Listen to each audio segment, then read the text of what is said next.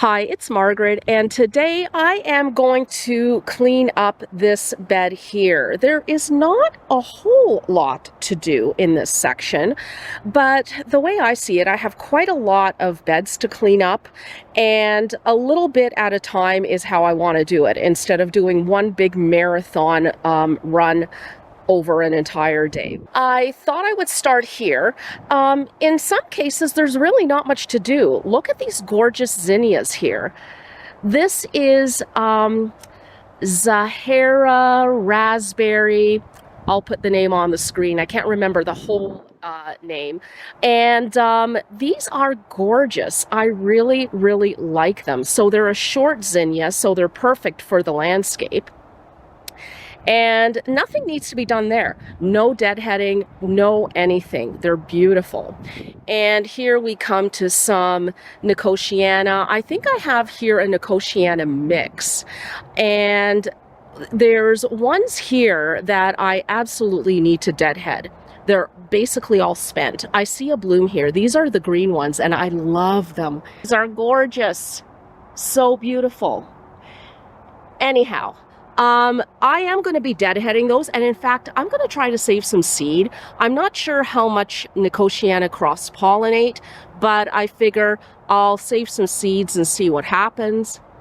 These guys here, this Gaillardia, definitely needs to be deadheaded. This is one I grew from seed last year, I believe. It's probably one of the Arizona Gaillardias, I'm thinking. Again, I'll put the name on the screen because I'm not exactly sure. And all of these little pom-poms, I mean, they are cute. They don't absolutely need to be deadheaded. Oh, look! But I am going to take them off anyway. And that will probably allow this plant to bloom even more. What else needs doing here? So I'm going to deadhead that. This sorry hydrangea here is a macrophylla, which they don't do that well here.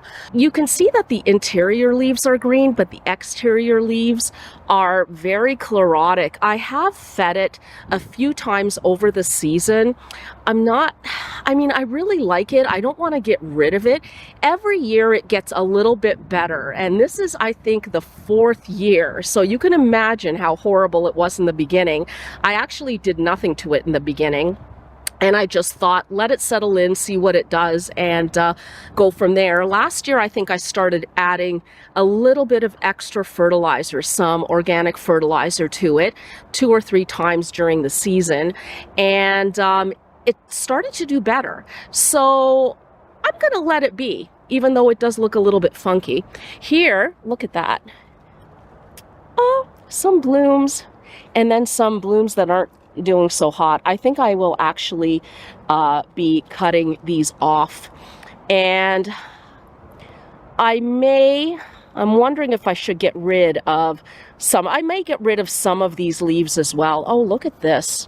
Isn't that a beauty here with the green and the tinge of pink in the middle? That's why I got these originally, before I realized that they didn't really do well, or they don't do that well in our climate. I don't think this leaf issue is a climate issue. I think it's more of a soil issue. But anyhow, so I may trim some of these older kind of leaves that are looking a bit ratty, and some of the older flowers there. Next is here some snapdragons.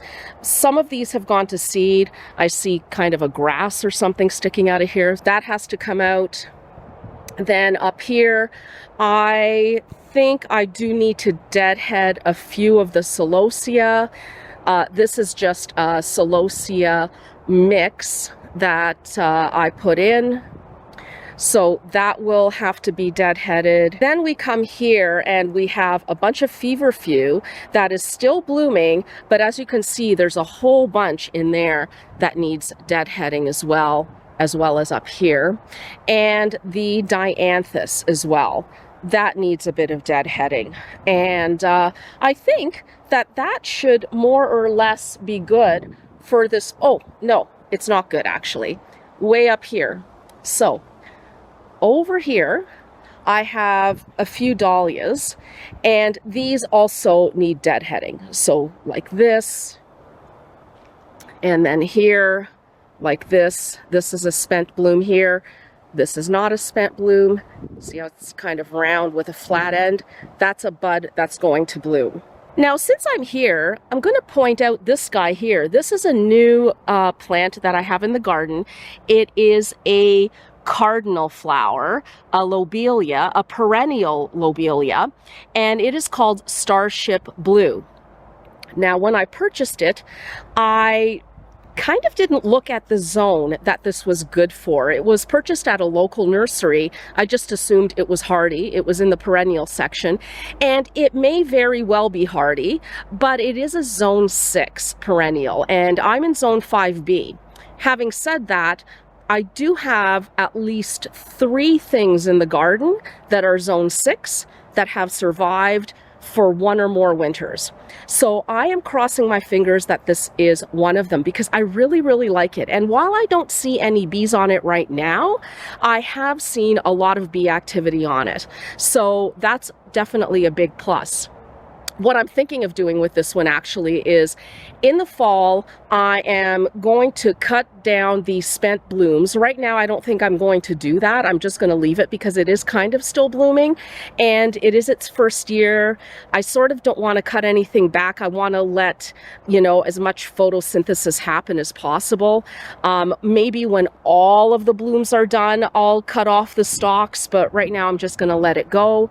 But what I'm thinking of doing is, in the fall, I will cut the tall stalks down, maybe to like around here, and I will just heap some straw on this plant to help it get through its first winter. And then we'll see what happens. Another shout out here to this guy. This is a hardy hibiscus, and it is the first year that I have it in the garden. I put it in the garden last year, I think either midsummer, early fall, something like that. And I am so excited. It took a long time for this one to actually come out of the ground in the spring. And I literally thought, ugh, that one didn't make it through the winter. But eventually it did. And now it's looking actually really good. And we have a bloom that's just about to open. And not only that, look at this. A lot of blooms.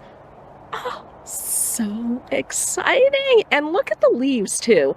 I mean, we got to appreciate these gorgeous burgundy leaves, right? I mean, wow. I love it.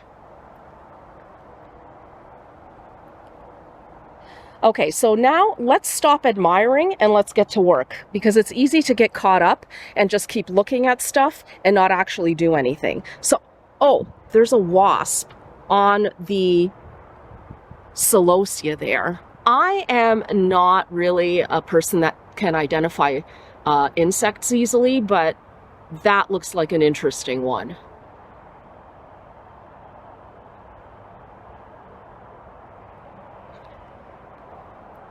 Okay, so I have everything set up. I got my cart with all my supplies. I got my bin for the spent blooms and any weeds that I come across. I'm seeing a few weeds here in the path, actually, that I need to deal with.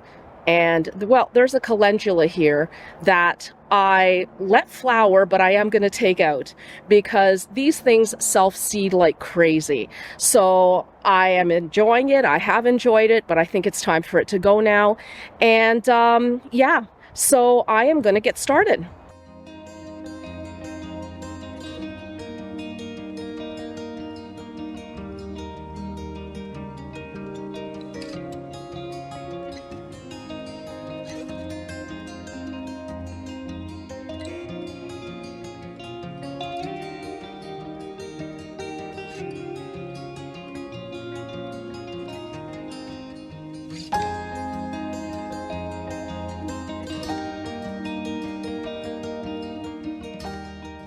So I just cut off these guys here, these spent Nicotiana blooms, the ones from those green Nicotiana.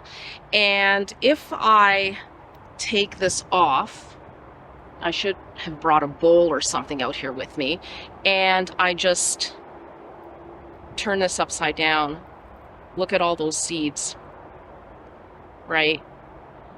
And that's from one tiny little bloom. That's probably all I need. But I'll collect more anyway.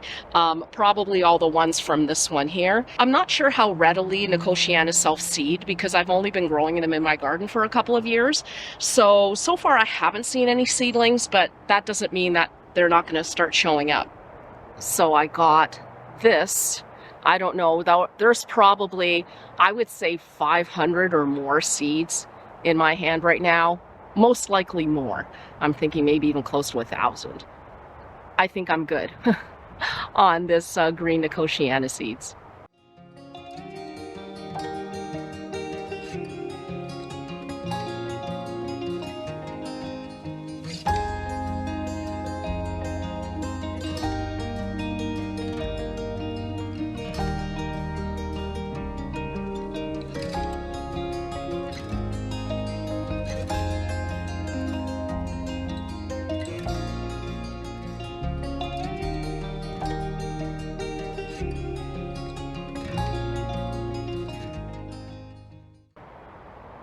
So I have a separate bucket here with me, and that's where I'm putting weeds that may be invasive, such as any bindweed. I don't want to put that in the compost with the other spent flowers stuff. I want that to go either to a burn pile or to the garbage.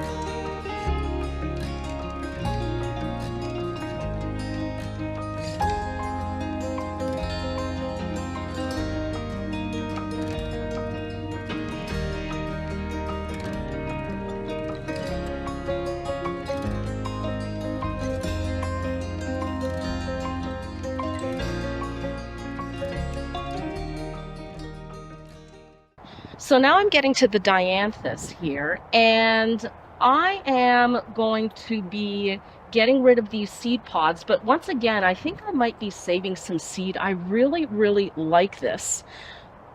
I do have seed still from before, but it's one of those things that I'll probably be saving it and sharing it is what I'm thinking, because I really enjoyed this dianthus this year. It is such a long bloomer. You can kind of see that there's still blooms here, and they would be much more apparent if I had deadheaded these plants already. Let's take some of these pods off and take a quick look to see what these seeds look like. Here are the pods. So I'm just turning them upside down, and I'm kind of squeezing and twisting the pod here, because just going like this, you see nothing's coming out. But if I squeeze it and turn it, then a bunch of seeds kind of come out. Again, look how many seeds. Yeah, so I think I'm gonna grab a few of these. I'm not gonna bother with this. I'm actually gonna sprinkle it back in. And what I'm going to do is gather some of these like a bouquet, bring them indoors, and then just save some of the seeds so that I can hand them out to friends and at seed swaps and stuff like that. And I'll probably sow some as well, because like I said, I do have some seeds that I saved, but I'm not sure how much I have or whether I have any of this particular variety here. I have several different varieties, I think 3 or 4 different varieties of dianthus, so I'm not exactly sure what I have in terms of seeds, so might as well save some now.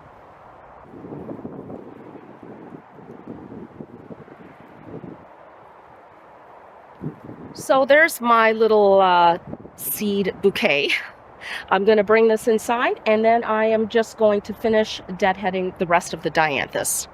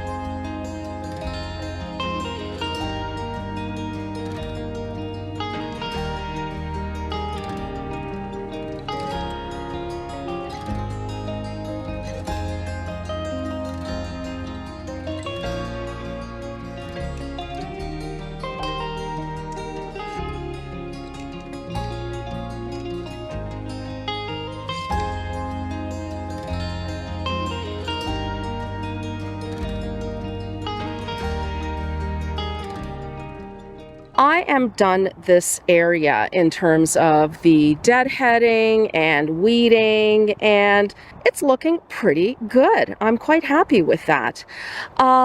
This guy here, so the hydrangea, I did pull out a lot of the really damaged leaves. So while it still does look somewhat chlorotic, not somewhat, a lot chlorotic, it looks a lot better than it did before. As I was saying earlier, it seems to be getting better every year, so we'll see what happens next year, whether it looks better than this. So I am excited by all the blooms. This is the first time it has bloomed like this. The last year or two, it's only had maybe 1 bloom on it, and before that it had nothing. So definitely a big improvement. The oak leaf hydrangea here is also new. I put that one in last year, and it did have a couple of blooms that were spent that I cut off as well. The feverfew looks amazing, really, really nice. When it comes to feverfew, I have heard that it can self-seed quite aggressively. If anybody has any experience with that, do let me know in the comments. Here is the dianthus. This was a little bit tricky to deadhead, and I think there are a few more buds in there. I did try to keep as many of the existing flowers as I could, but look how beautiful those flowers are. These create kind of little tufts, like over here you can see here, there's a little tuft of leaves that's quite pretty. And there's another one of the hydrangeas, the macrophyllus, that are, you know, a little bit on the chlorotic side. So over here, I actually had some zinnias here. This is Profusion Apricot, and they were being smothered by the snapdragons. So I actually cut those snapdragons way back. It was the Potomac dark orange snapdragons that were sort of taking over. And you can see that the zinnias have also had a lot of damage. I'm thinking from slugs because they were being covered by that snapdragon. So as was the iris. This is a little iris that I got late last year, I believe, or early this year. I can't even remember. I get plants so often that it kind of blurs when I actually got them. But this one is Peacock Butterfly Mad Hatter, and it's a beautiful, beautiful iris. And it was being smothered by that snapdragon. So now it can breathe, thank goodness. See, it's not looking the best. And I'm thinking that's why. The Gaillardia was all deadheaded, and it is looking very pretty.